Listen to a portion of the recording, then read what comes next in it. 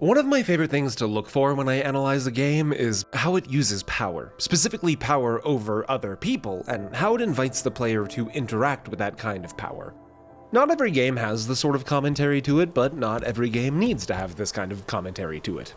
That said, I do tend to place a great deal of affinity into the titles that do it best. The Dishonored series did not become a favorite of mine by accident, after all. The question that Dishonored asks the player is a classic of my channel at this point. Who are you when no one can stop you? And for a while, this was the most pressing question as it pertained to power that I'd ever covered. But last year, at the request of a funder on Patreon, I started playing a new game called Spiritfarer, and to my surprise, it found a way to ask an even more pressing question. What do you think it means to be a god? I ask this genuinely, and invite you to play in the space for a moment. Is it to simply express power over others? Is it to be the master of one's domain? Is it to be like people, but just like way more? Or is there a defined sense of burden to it? To me, the term god is synonymous with some form of, let's call it post-life experience. To be a god is to be a shepherd, perhaps, a guardian, a caretaker of a soul after it's departed some earthly vessel. In this sense, Spiritfarer invites Stella, and by natural extension the player, to experience what it's like to be a god. But the question Spiritfarer asks is not, what do you think it means to be a god, but rather, are you a good one?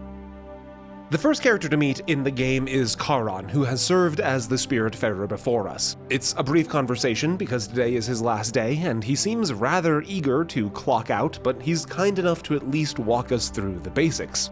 Find a ship, ferry the spirits of this world, and once they're ready, bring them to the Everdoor to see them off as they depart into the beyond.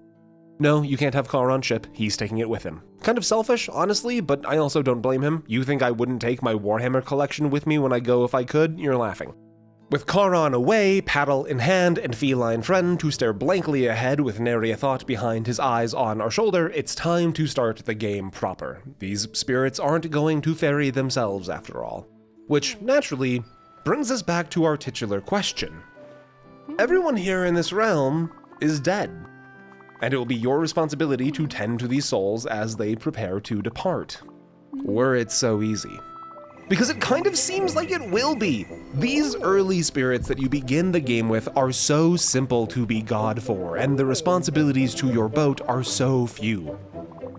I had so much energy in these opening days. I love boats. You know this about me, and so beginning to have my own was great. But then you tell me I also get to play a bunch of mini games on that boat, and I get to take care of a farm, and all my friends and family are here?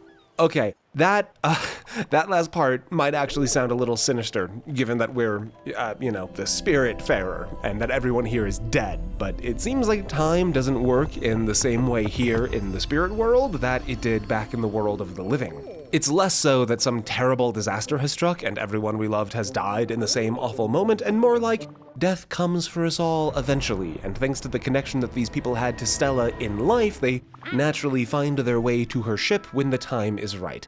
Anyways, minigames, farming, novelty, lots of energy, great time all around. Saying goodbye was not a thing that frightened me. My duty here, my godhood, if you will, was to be the bridge between life and whatever comes next, which naturally means saying goodbye. I knew that coming into this, and I was okay with that. And so my time on the boat was comfortable. I tended to my gardens, I always had something going on in the kitchen, I progressed the storylines for my spirits when they were ready, I acquired upgrades for my ship, I even got to pull a quick Viggo Mortensen by sneaking away to do some fishing during the downtime between it all. Fun fact, in this scene, Stella actually breaks her It's important to recognize, though, that there is a catch to all of this. All of the spirits who join you early are easy to accommodate. It is easy to be a good god when the people you're caring for are your best friend or your favorite uncle, and their favorite foods are things like black coffee, easily acquired, or pork chops. Harder to acquire, sure, but also Atul isn't picky. He'll happily eat anything you give him. And these characters are also directly beneficial to the ship. Gwen, first aboard, is the one to really introduce this world and walk you through how it all works. And once you have access to a loom on board the ship, she'll also spend time doing some chores there, and she can even help out in the garden by harvesting fiber if it's grown. Atul will do similar work collecting wood and using the sawmill, but he also collects berries for you. And if he's feeling particularly good, he'll even play music that helps boost the mood of the rest of the crew, a trait shared by Gustav, who, not to play favorites, was my favorite. I love his vibe, and how his questline is responsible for helping me get upgrades and accessories for my ship, but it also led to him getting to go out on top, deciding of his own will that, with his art gallery complete, so was he. Lots of these opening characters also come with a minigame or an event that allows you to collect special resources, and I'm particularly fond of Atul's being the lightning catching game. Not that the game itself is anything of remarkable note, but rather the soundtrack that plays during it, a song called Thunder Harvest, is just exactly the right music. And that's a vibe that honestly gets carried through a lot of the game. The theme for the island of Hummingberg is gentle and a little bouncy with comfortable strings the whole way through, and the theme for being at sea, aptly titled At Sea, has this remarkably light air to it, the perfect auditory accompaniment to salty air, ocean waves, and wind in your hair. This game just has such a wonderful sense of comfort to it, and early on, it's very easy to get lost in that. But Karan does not tell us when we take over his shift that this is going to be an easy thing to do. This role is heavy and inconvenient, and in the days that would follow, I would quickly learn why the song for this meeting was called Karan's Burden. Alice is not a spirit that I think most people would consider difficult. In this sense, I suppose, I am not most people, but it's also important to note that the difficulty I felt surrounding Alice had little to do with her as a person and more to do with her as a roadblock. You see, your ship starts simple. It is a small but otherwise perfectly serviceable collection of planks and nails pre-assembled for you into the rough approximation of a seaworthy and spirit-carrying vessel. Very good. Simplicity, however, will not get you far here. Across the Great Ocean are a number of roadblocks, let's call them, that require certain upgrades to be able to navigate them. Not to worry, of course, because at Albert's shipyard you can spend currency and resources for a number of different types of upgrades to your ship, and sure enough, in this bottom row you will find all of the upgrades needed to traverse each of the roadblocks. Small problem. The most important of the currencies that you need for most of these upgrades are spirit flowers, of which you will only be granted a single one from each spirit after they have departed through the Everdoor. The way that I attended to my spirits, up to the point of Alice, was to pursue one storyline at a time and upgrade my ship whenever I could.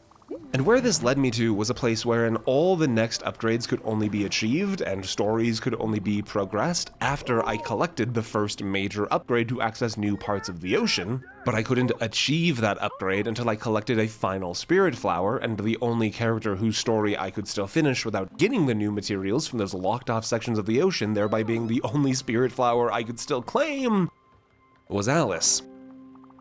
And so I just had to wait. I fished, I gardened, I cooked, I refined my resources. Eventually I got to the point where I had more food than I could ever reasonably need, so I stopped cooking, which meant that I didn't need to garden or fish, so I didn't. I ran out of value for the resources I was able to collect and process, so I stopped collecting things, I stopped working on my machines and my stations, and I just sat around, sailing aimlessly. And slowly, at first, and then not so slowly, I just started getting annoyed at Alice. I lost sense of her as a person, and I started to see her as the roadblock. It was her that was preventing me from playing the game further. I got mad at her for locking out my progress, for taking so long, for not dying fast enough, so that I could get back to the things I wanted to do, so that I could get back to my job, somehow missing the point that caring for Alice was my job. Bruce and Mickey were the first spirits aboard my ship that I genuinely just did not like, and they're also the spirits that showcase how the game is progressing. Early spirits are easy, later spirits, not so much. There's no soft way to put this, Bruce and Mickey are mean, and I actively disliked them. When they're in a bad mood, they try and make the things on the ship worse, and when they're happy, they bully and harass the other spirits on board the ship. They're garish and loud, and the home they request is so awfully out of touch with the rest of the ship that it sticks out like an open wound. This is maybe the place to mention that, yes, spirits have a mood, an actual mechanical representation of how they're doing, and a huge part of mood is tied to food. Normally, you want your spirits happy because people like Atul and Gustav are extra pleasant and helpful when they're happy, but if the two brothers are just going to harass people when they're happy, it becomes really easy to just not let them be happy. So the whole time the brothers were on my ship, I just starved them. And I hated all the things they demanded I build for their house, so I isolated them and put their place as far away from myself and the rest of the spirits as possible. I genuinely don't even remember taking them to the Everdoor. I just remember being happy that they were gone. Which, now that I've said all that out loud, maybe doesn't sound so good. Now Giovanni, that's a man I remember taking to the Everdoor. Giovanni is one half of a pair, and you'll have the distinct pleasure of meeting his better half, a woman named Astrid, before him. The two of them are not on speaking terms exactly, and their marriage is a bit on the rocks. You see, Astrid is really dedicated and devoted to her work, and Giovanni keeps fucking other women, so naturally one can imagine why there's tension. Somehow, what's even worse about Giovanni is that he understands how much his behavior upsets Astrid, and he just keeps doing it anyways. And it's not even about some, woman as temptress bullshit leading him astray. He will spend his time, assuming you give him a life on your boat that's comfortable, actively pursuing other women and flirting with your passengers, applying a universal has been flirted with by Giovanni negative mood debuff to all women on your ship. He's even part of a questline for Astrid wherein you literally catch him in the fucking act, pun frustratingly intended.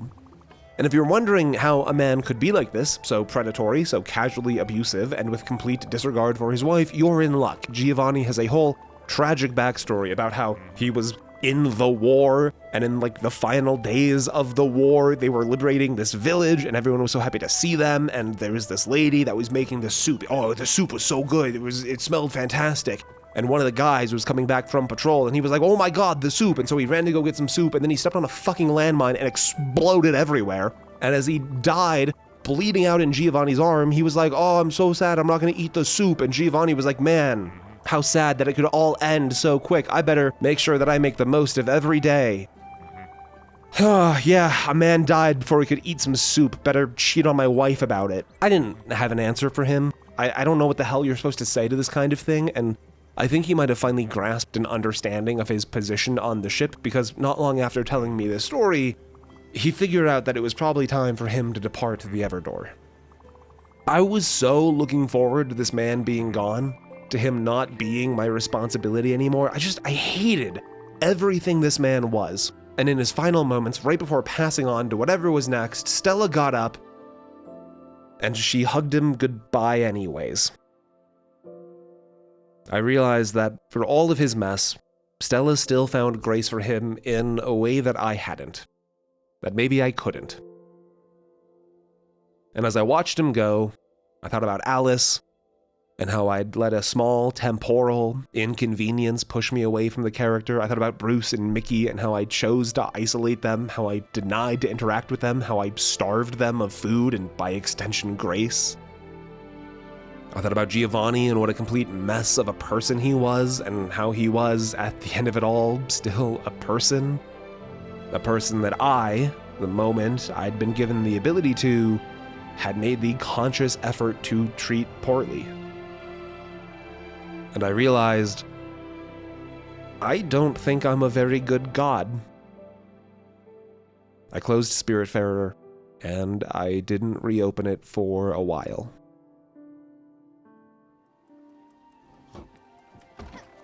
When I finally returned to my ship, I found myself alone. I think there are those who would have considered this a sad thing, a place meant for people, now devoid of its sans themselves, but I think it's exactly what I needed. Some time, and some space. For just me. To think. To think about who I was, and what this role required, and if I could do it well. And the truth was no. I could not be a good god. But I could maybe get away with being a responsible one. So I tended to my gardens. I fished. I cooked food for no one. I sailed. I collected resources, I played all the little games, I finally put time down to attend to all of the little shenanigans scattered around the world, not because of fun or value, but because it just felt responsible to do it. I went to go see Susan a few times just because I knew she hated when I did that. I sheared my sheeps, I milked my cows, made sure both were fed. I even started a little chicken colony, and before I knew it, I wasn't alone anymore. I genuinely could not tell you when Buck moved in. I have no conscious memory of meeting him. I have no memory of building or upgrading his home. It just felt like I woke up one day and he'd always been a part of my life. And I was glad for that. I like Buck a lot. I know, shocker, right? Guy who's built his career talking about how much he loves video games and TTRPGs and little plastic space marines connects with the guy who loves nerd shit. Crazy. It's just, it was just fun to hang out with him, to do his little stories. I love how he always tried to stay in character until the bit totally fell apart on him. It didn't feel like I had to be God for him. It felt like I just got to be me. Daria was the final spirit I met. She lived at the Overbrook Hospital, where she had been deemed a difficult patient, but of course basically everything at Overbrook Hospital was difficult when I first got there. The food was slop, the electricity was unreliable, the care was slow. It was a bad place to be, and that was only making Daria worse. But what I found, when I was able to finally connect with Daria, is that she and the hospital were linked, in a very literal sense. Because when you take the time to help Daria, you also help the hospital. And look, I'm gonna be totally honest with you. I don't understand one bit of how entering Daria's little trans-dimension mind palace to engage in some deeply unpolished feeling platforming in order to acquire some special springs to buy candies from a vending machine somehow helped Daria, much less all of the hospital, but it did. And I really didn't like this platforming, but I did it because I knew it was helping. And I didn't need to understand everything to know that helping was the right thing to do. If I can't be a good god, I can at least be a responsible one. And with the hospital patched up, Daria was ready to leave. And as I finished that journey back from the Everdor, I was met with a surprise. Because it was my turn. I never really thought about what the end of Spiritfarer was going to be, which, sitting here on the other side of it, I've realized was pretty silly of me. I mean, the game literally opens with the previous Spiritfarer going through the Everdor. I don't know why I thought it was a mystery what the ending was going to be. Just as Charon slipped away when his time was done, so too was that door now opened for Stella. For me. And here, on the other side, I like to think I understood why Charon was so ready to call this portion of his life closed. A good god, a bad god, a responsible god. What I wanted to be more than any of them was not God. And seemingly, some force beyond my own understanding had deemed that whatever I had done, it had been enough. I didn't know what was going to happen to my ship when I was gone, who was going to shear my sheep or water my crops or put tasty smells into my kitchen, and to be honest, I was okay not knowing. Because in this moment, all I wanted was for this responsibility to be over. A game like Dishonored is content to give you power and then praise you for doing nothing with it, but Spiritfarer is a reminder that power, and using it well, is a heavy and inconvenient thing. You could do nothing with the power that Spiritfarer gives you, but I think the game pretty clearly enforces the idea that that is undeniably the wrong way to carry this burden. I messed that up pretty bad for a while. I like to think that just maybe I brought it back a little bit in the final hours, but either way, I'm ready for whatever comes next. See you there.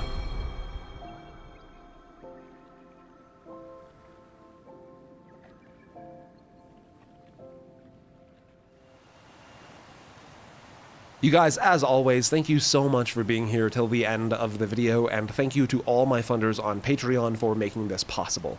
Shout out to Jordan, Ivan the Nosy, DeviceMD, T.Log, CometKiller99, and Gonzo for their incredible support at the executive level. Guys, if you want to see your names in the credits, get my work early, or just help support the channel, you can head over to Patreon to see if there's a tier with your name on it. I've also got Ko-Fi, if that so pleases you, and if you're chill and fun to hang out with, you should take a look at the community Discord. Also, I don't know, maybe do all the YouTube stuff. Have a nice time zone.